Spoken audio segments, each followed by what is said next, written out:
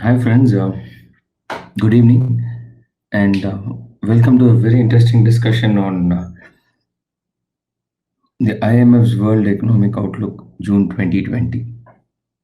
We all have seen like so many forecasts and so many predictions being happening on when the curve will plateau, whatever.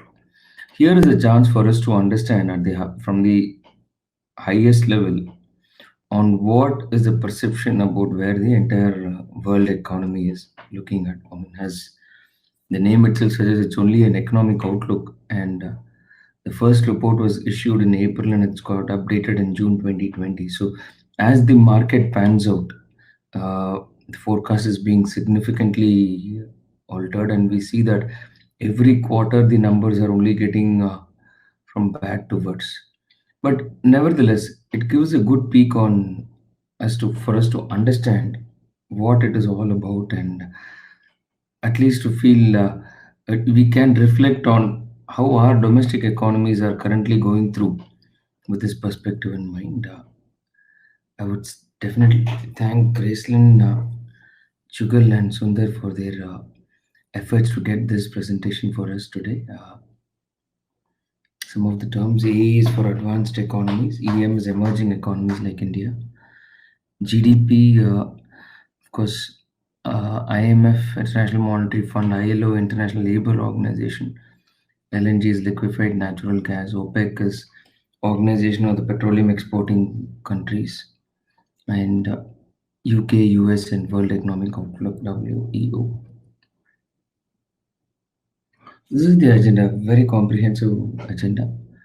And it's about IMF and what are the parameters for the World Economic Outlook, global prospects and policies, the oil shock, what has happened there, and then we try and understand what is likely to happen to the commodity prices of what has happened, and then we extrapolate it.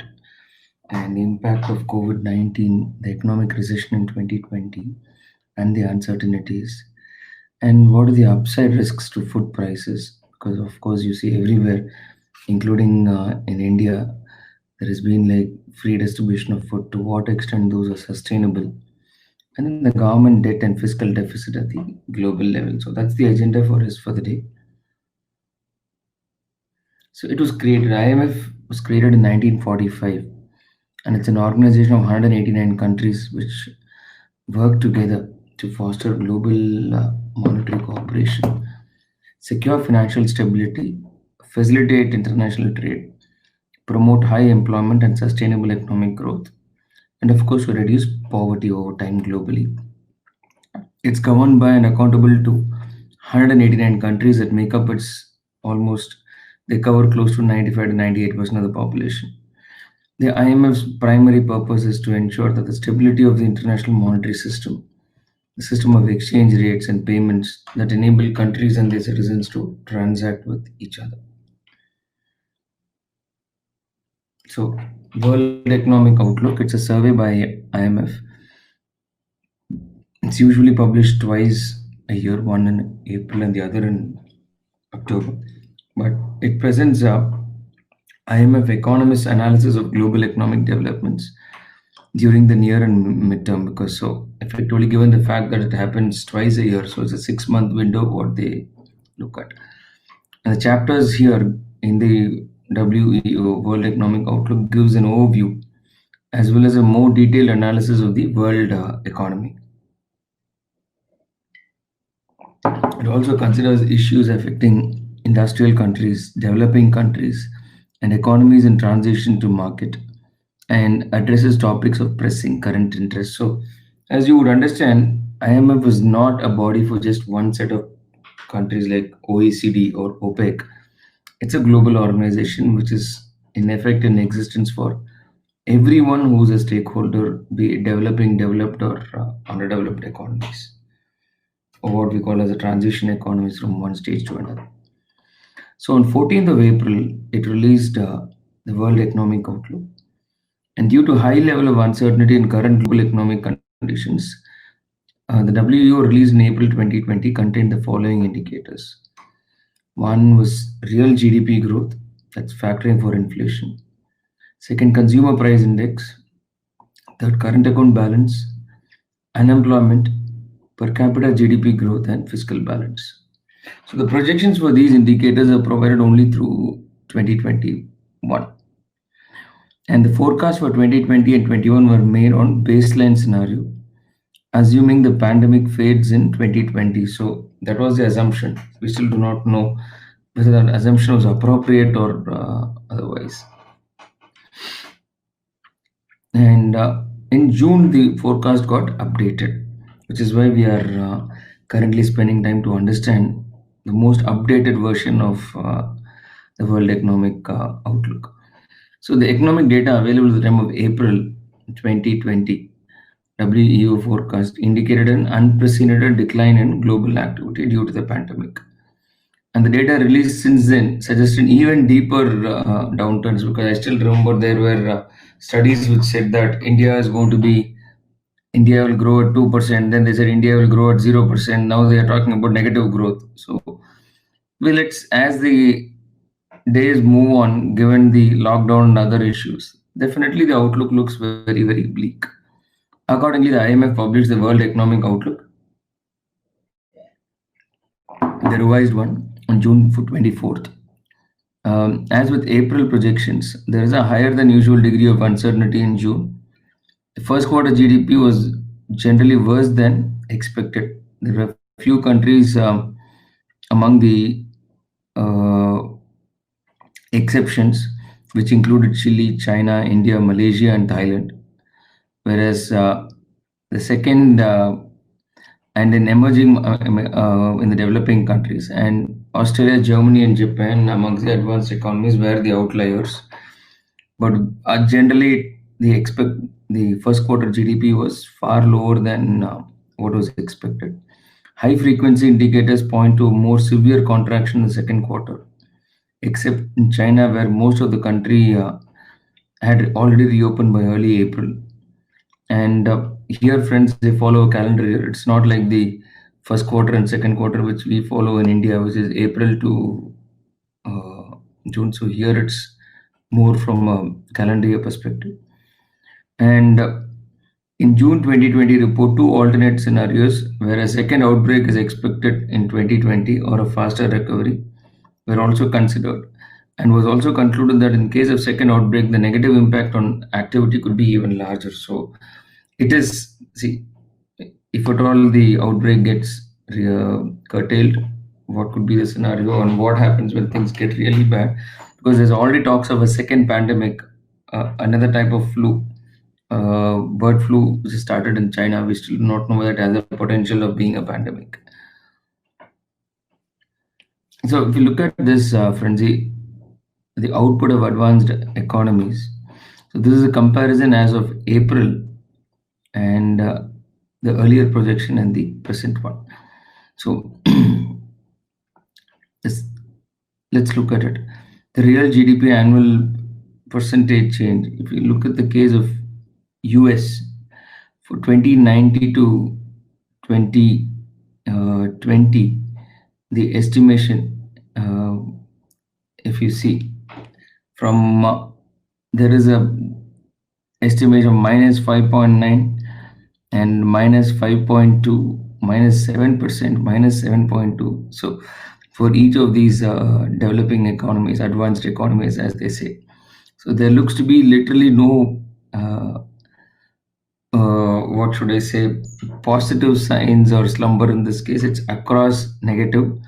And what is the extent of negative? So that's where we need to see. Because if you notice, friends, from the earlier survey to where it is, the numbers have significantly degraded. If you look at earlier, it was 5.9 negative for US. Now what is estimated is minus 8%. So for Japan, from minus 5.2, it's more or less minus 5.8. Germany is minus 7 and minus 7.8. But from there on, look at France, Italy, and Spain. Significant dip. So definitely we are looking at a scenario which is much worse than what we originally envisaged 3 months back. Similarly, let's look at emerging markets. You look at emerging markets like India. So the original, this is where the situation gets interesting, because the original forecast was 1.9. Now we're talking about minus 4.5. So everywhere, both be it developing or developed fronts, you can take the benchmark of the red lines for 2019, which is real, and the red ones, the blue ones is real, where it originally happened. The red ones, which, let's say you take a case of India, it's 1.2, 1.9. That's the estimate for next year for India is 1.9 as per the older scenario, and it was 7.4 for the year after 21, assuming we bounce back and the pandemic is over. But when you look at the scenario for India post the current fiasco, in where the survey was taken in the month of June, we are talking about, instead of 1.9 plus, we're talking about minus 4.5.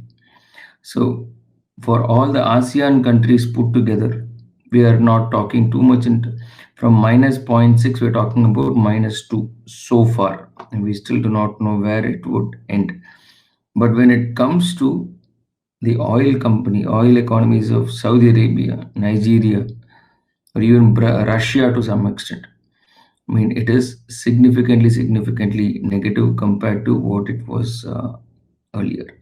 So we are talking about a global recession which is likely to happen, and world trade volume, friends. So this the world trade volume percentage change was projected at minus 13.4 in 2020 and plus 7.2 for 21 for advanced economies, and minus 9.4 for in 2020 for emerging markets, and plus 9.4 in 2021 for emerging markets. And it was also projected that the global trade will suffer a deep contraction this year of 11.9%. So the total volume will shrink to almost 12% globally, consistent with the gradual pickup on the domestic demand next year.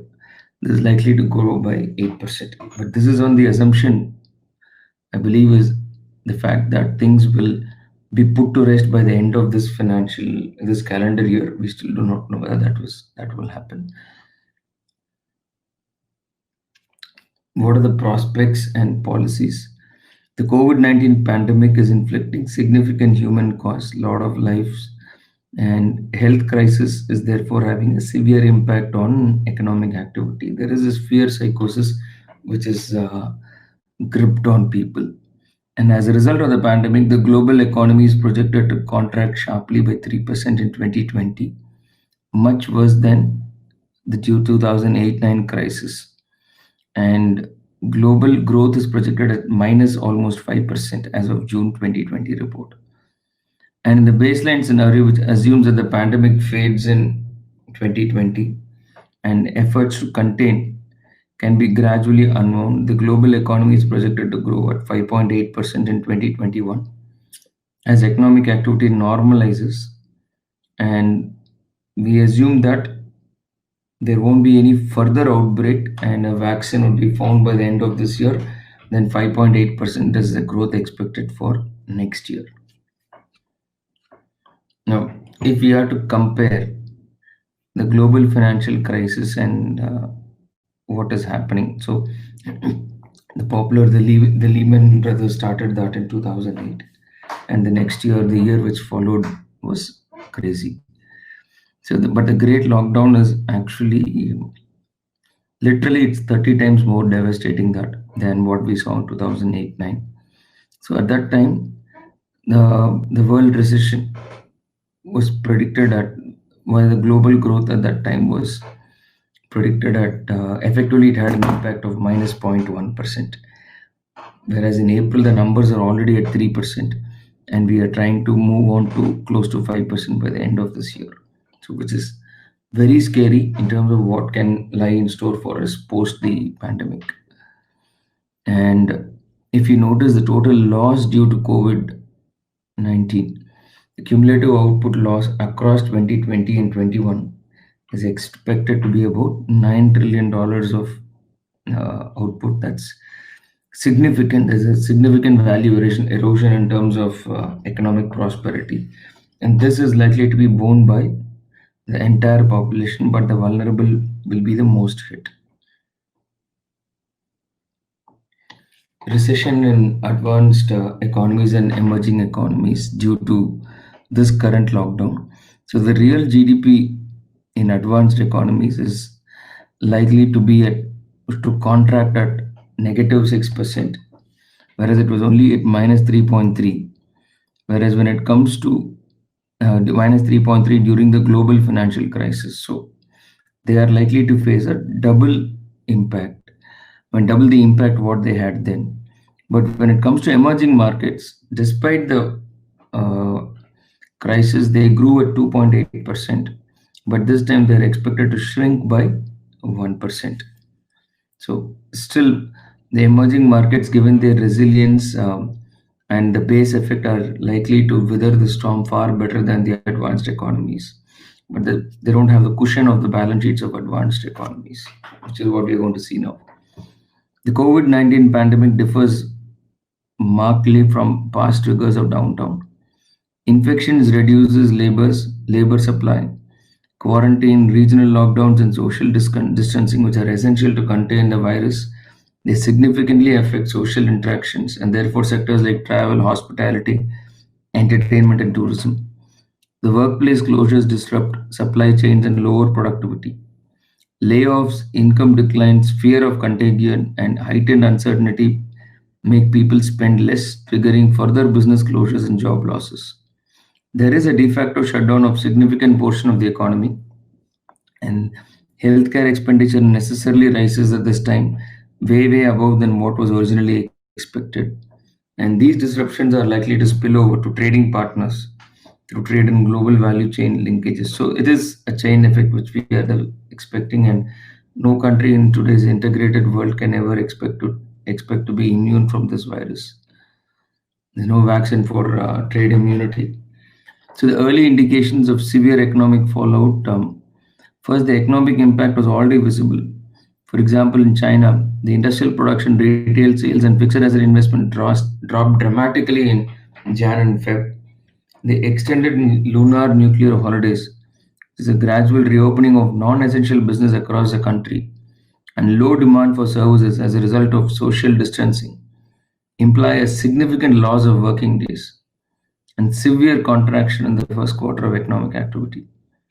And as more countries are forced to respond to the pandemic with stringent quarantine and containment efforts, like US, Italy, and Spain, this will entail a sharp economic slowdown in activity, especially the non-essentials. So travel, we're already seeing all the industries associated with travel, hospitality being significantly hit, airlines and hotels to say the least. And the initial jobless claims in the fourth week of March, it exceeded at US 6.6 million. That's almost 20% of the population, compared to 280,000 just 2 weeks before. The decline in 2020 Q2 is likely to be equivalent to more than 300 million full-time jobs. That's 30 crores. That's almost 5% of the world population.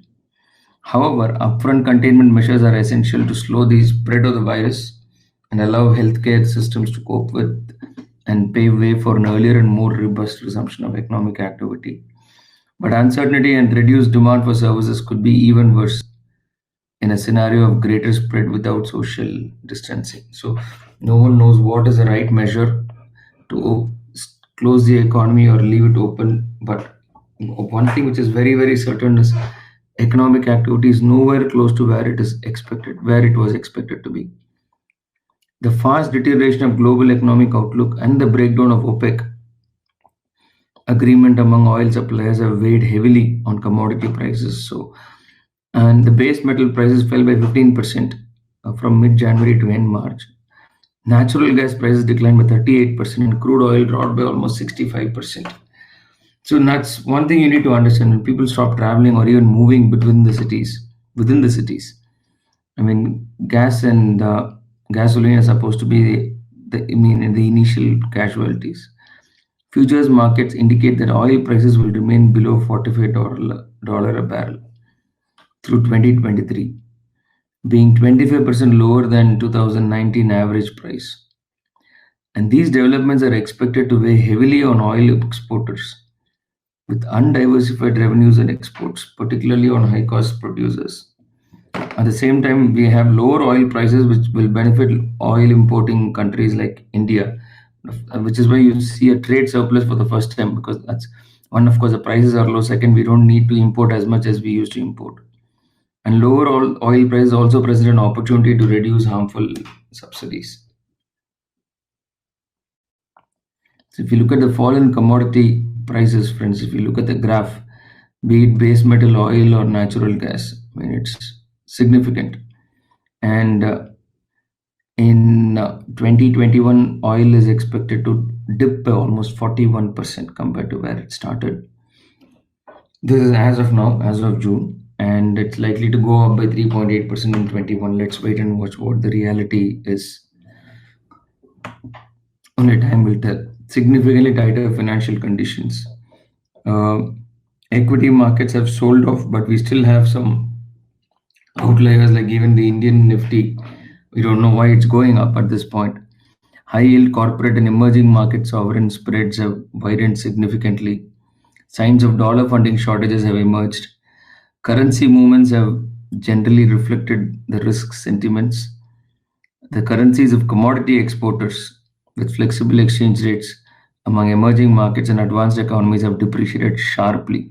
As of mid June, the US dollar has depreciated by 4% in real effective terms. That's significant.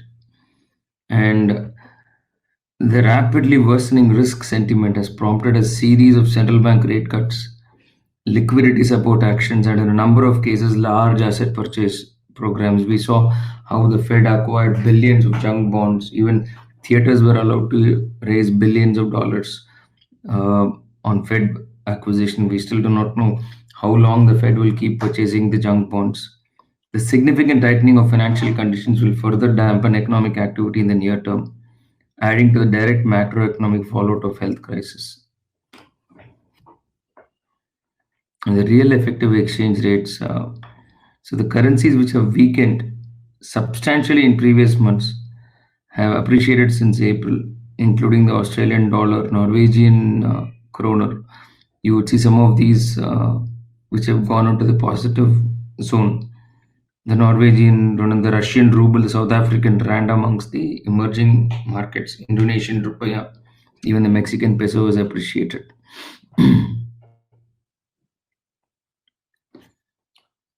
Impact on global growth.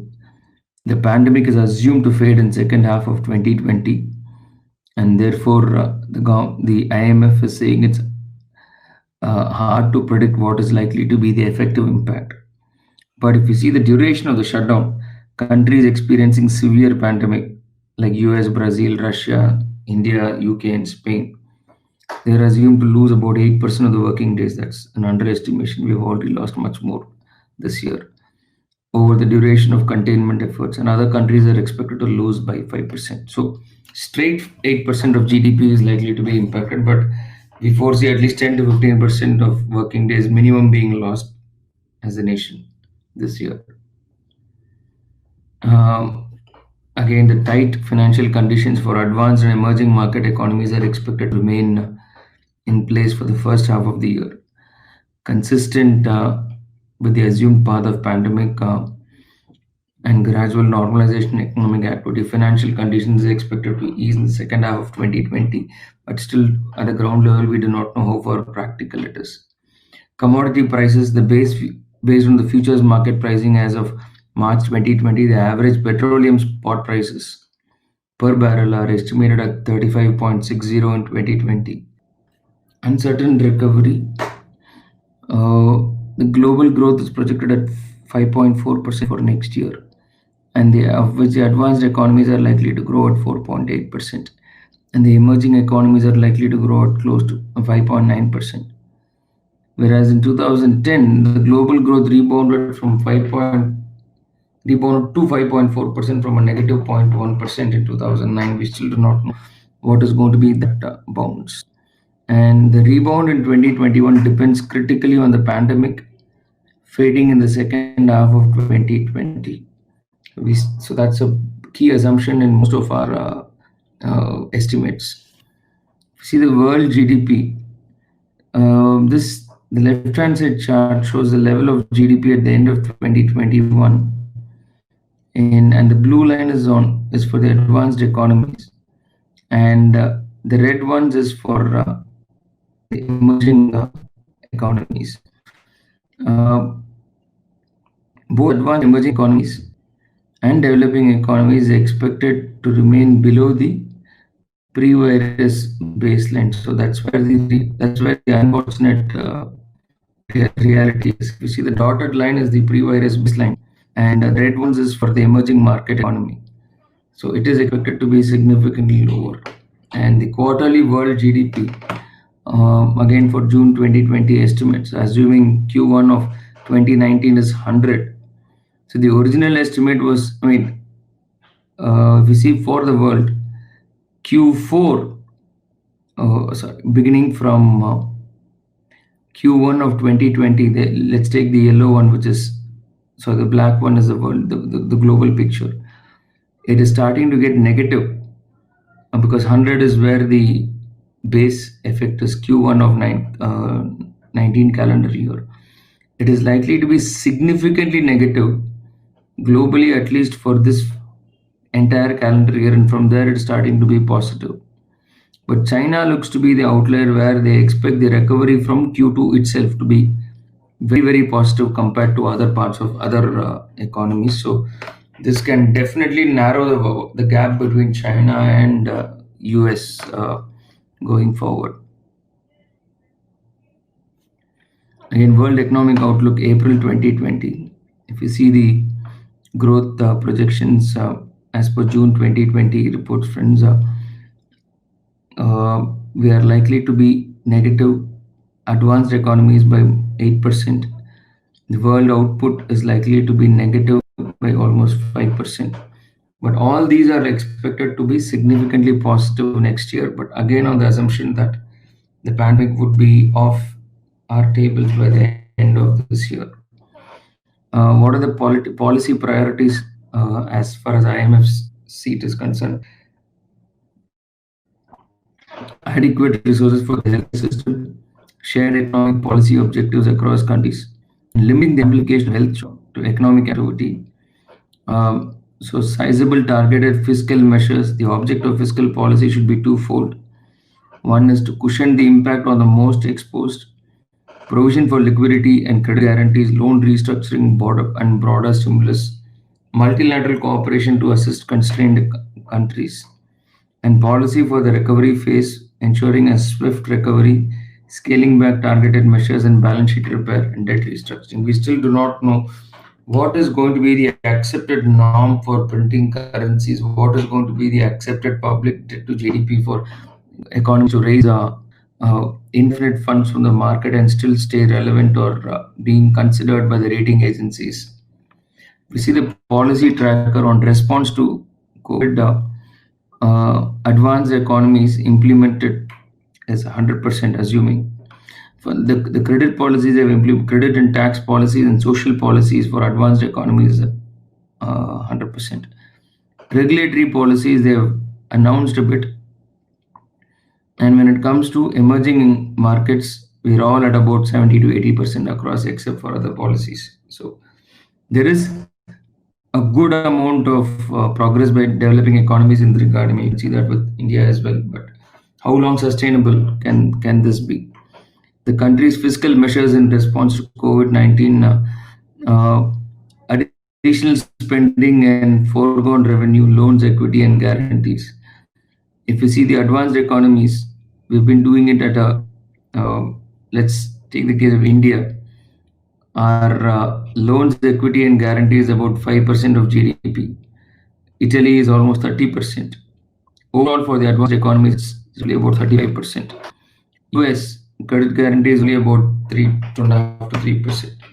Comes to emerging markets, uh, totally. I mean, additional spending and foregone revenue. US is roughly about 10%.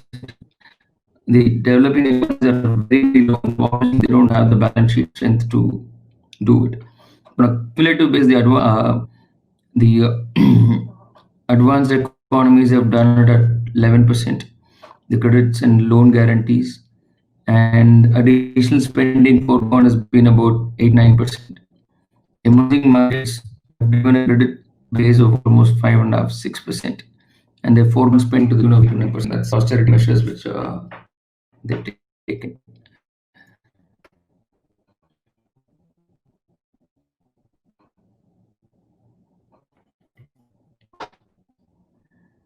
You need to publish the internet connection.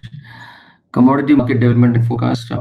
Consequent to the outbreak, energy, metal, and metal prices have fallen sharply as measures to contain the pandemic, first in China and then the worldwide, substantially reduced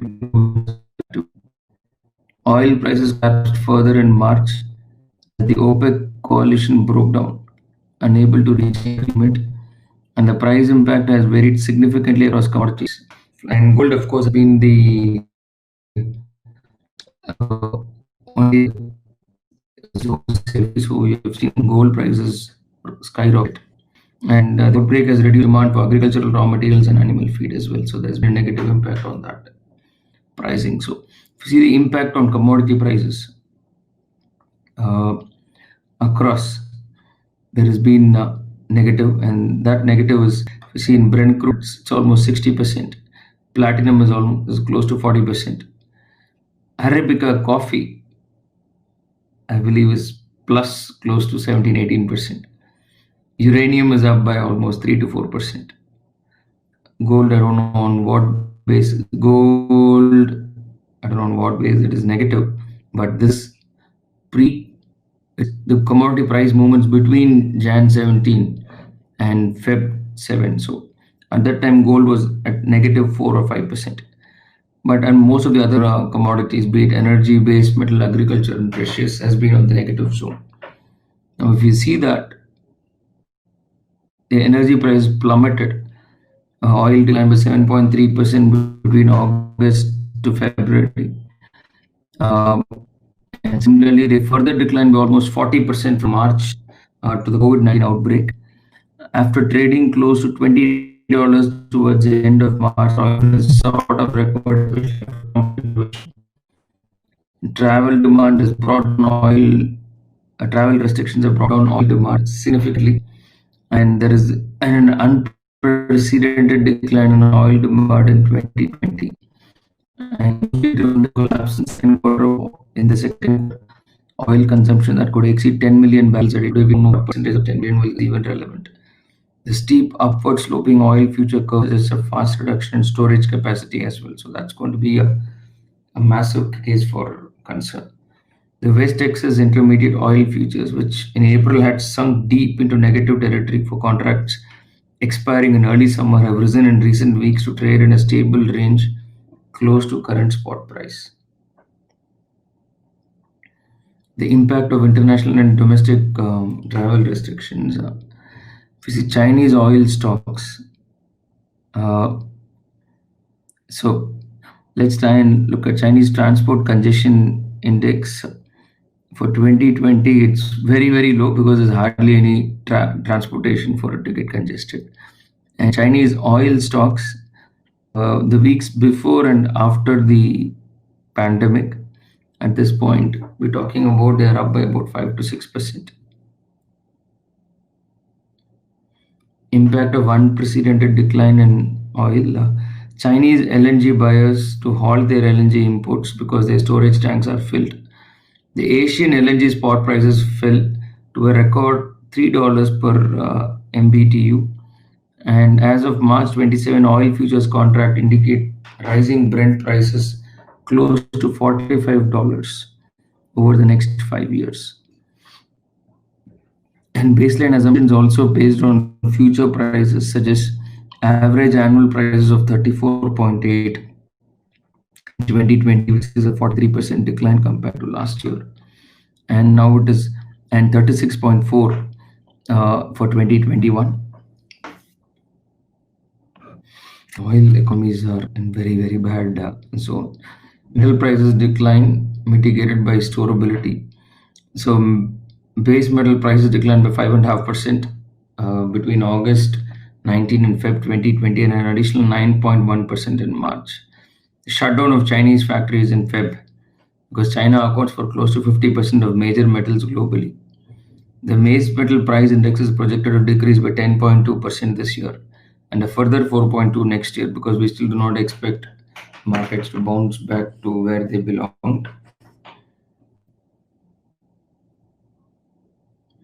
Upside risk to food prices. So that's something which food and beverage prices increased slightly by 0.1% between the world and the economic outlook reference periods. The reason oil decline has put a downward pressure on price of palm oil, soya oil, sugar, and corn. And food prices are projected to decrease by 22.6% this year and go up by 0.4%. And if you notice, most of the consumption this year is likely to be in the essentials space. Commodity market developments.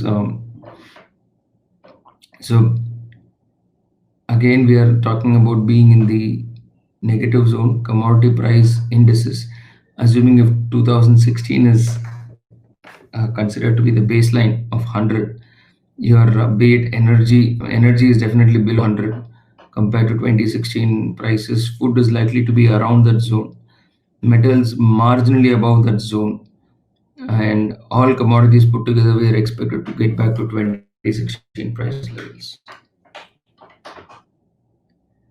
Government debt and deficits. This is a very interesting conversation, friends. The steep contraction in output and the ensuing fall in revenues, along with a sizable discretionary support, ensured that government debt and deficits are only going to balloon.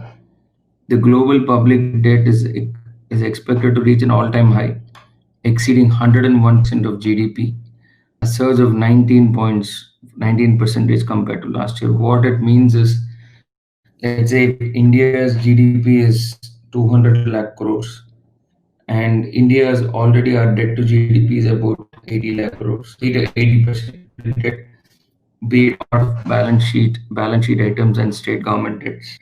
So it effectively means on 200 lakh crores, we have a governmental debt of 160 lakh crores as a nation. Now, if we borrow another 20%, so our effective output will be, outstanding will be 100% of our GDP. I think that's what's going to happen everywhere. Already we've seen that we've reached 58% of our fiscal deficit targets in the first 2 months. And the average fiscal deficit is likely to soar to 14% of GDP, 10% higher than last year. That's massive. That's massive.